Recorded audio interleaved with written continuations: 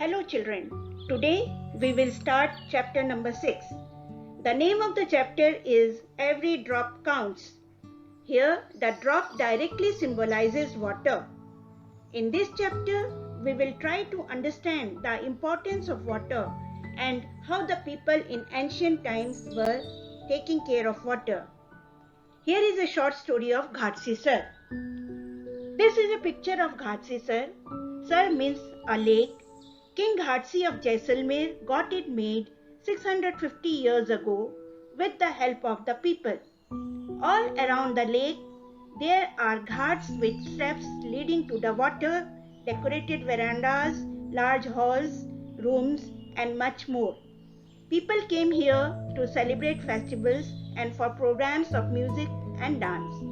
Children came to study in the school on the ghat. The talab belonged to everyone and everyone took care to keep it clean. Children, do you know why there was need to make this?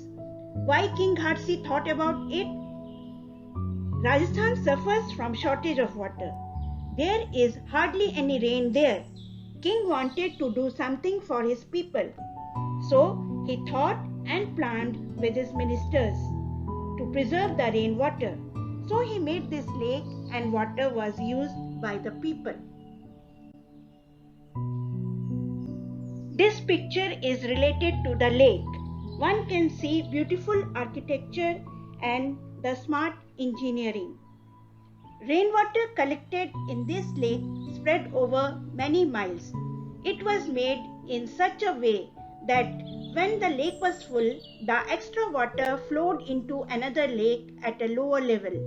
When that too was filled up, the extra water flowed into the third lake and so on, filling 9 such interconnected lakes. The collected rainwater could be used throughout the year and there was no shortage of water. Today, Ghatsi Sar is no more in use. Many new buildings and colonies have come up in between those 9 lakes. Now, the water does not get collected in these lakes but just flows away and is wasted.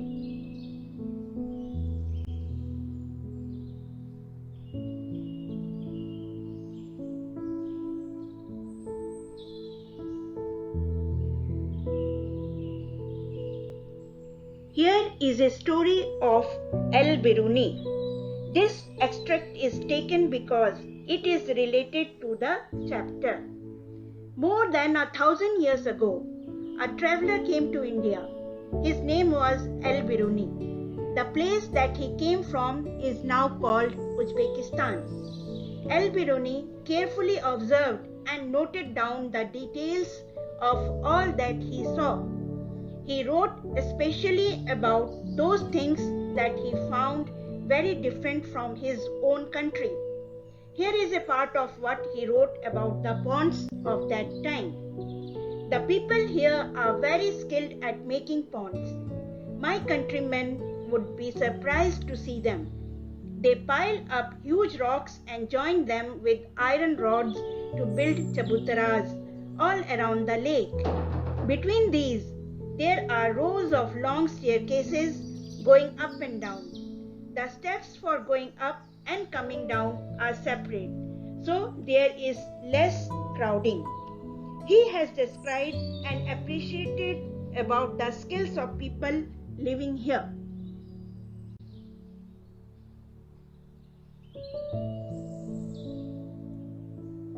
Drop by drop. Besides Jaisalmer, many places in Rajasthan get very little rainfall. Here it rains for only 10 to 12 days in the entire year. Sometimes not even that much. The rivers here do not have water in them all round the year. And yet most of the villages in these areas did not have a shortage of water. People knew that every drop of water was precious. Lakes and johars were made to collect these precious drops of water. Water was everyone's need. One and all came together in this work, be it a businessman or a laborer. Some water from the lakes soaked into the ground enrich the wells and bowdies in that area. The soil of the area also became wet and fertile. People knew rainwater is the purest form of natural water. In Rajasthan, johards, lakes, wells, tankas, step wells, etc. were made to collect rainwater.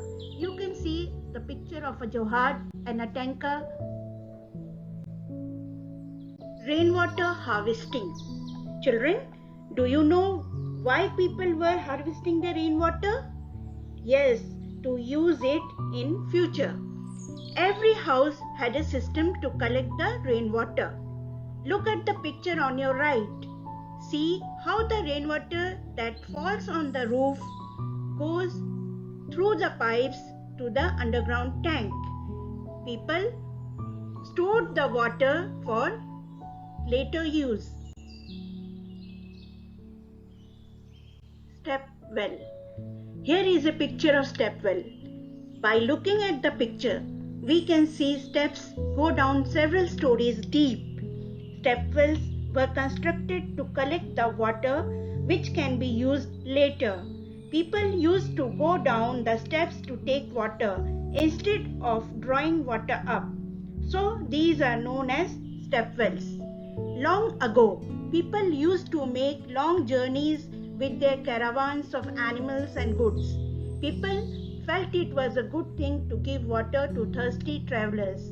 Thus, they built many beautiful step wells. Customs related to water. Even today, people get water from very old lakes, dharas, step wells, and nalas. Many customs and festivals are related to water. At some places, whenever lakes get filled up with rainwater, the people gather around the lake to celebrate. Newly married brides at villages have the custom to worship spring or pond as their goddess. In houses, also people worship taps at some occasions. Water is also kept in beautiful copper or brass pots to perform rituals. In India, people worship water. The most popular river Ganga water is considered as holy water. Many customs and festivals are related to water. You can see in the picture how the people are utilizing the river water. Think over it. In 1986, there was no rain in Jodhpur and the surrounding areas. People remembered the old and forgotten step well. People of the area collected money and cleaned the step well. More than 200 trucks of garbage was taken out of it.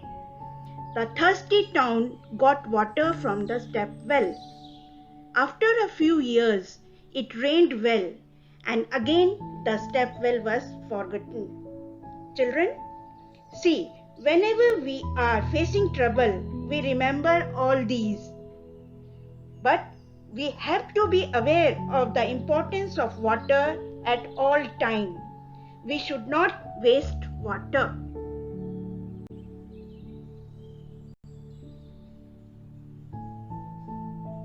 Let us see the different ways in which people manage water today. Today in cities, Jal Board is supplying water to the houses. Places where there is shortage of water, it is sending water tankers. In faraway places, government and NGOs have made wells and hand pumps so that everyone can get water. Here in this picture, you can see how people are getting water through water tanker, well, overhead tanks, hand pumps, bore wells, river, etc. Here is a picture of Delhi Jal Board Bill. It is an organization which supplies water to the whole city. People are paying money for the water. It means now water is not free. If it's not free, it becomes very much important to harvest rainwater. Government and people both should think about it. Here is another story related to it. There are some groups that work hard to bring water to the people of different areas. They ask the elders about the water arrangement in their times. They rebuild the old lakes and johards and also build new ones.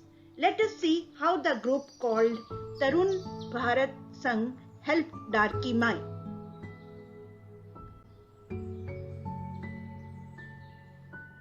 This is Darki Mai. She lives in a village in the Alwar district of Rajasthan. The women of the village used to spend the entire day looking after their home and animals.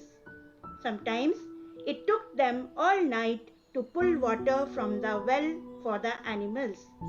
In the summer, when the wells dried up, they had to leave the village. Darki Mai heard about this group and asked for help. Together, the people from the group and the village decided to make a lake. The problem of food and water for animals is now less. People get more milk. They have started earning more. This is a short story from the book Char Gaon Ki Katha. You could read this book if you are interested. So children, these things are inspirational and motivate us to save water. Children, do you remember the slogan? Water on earth is for one and all. Saving water now means having water available in the future. Think of some other such slogans. Draw pictures and make a nice poster. Children, we need to understand that how much water is important for us. We have to preserve it. If we don't preserve it, then it will be a problem for us in the future.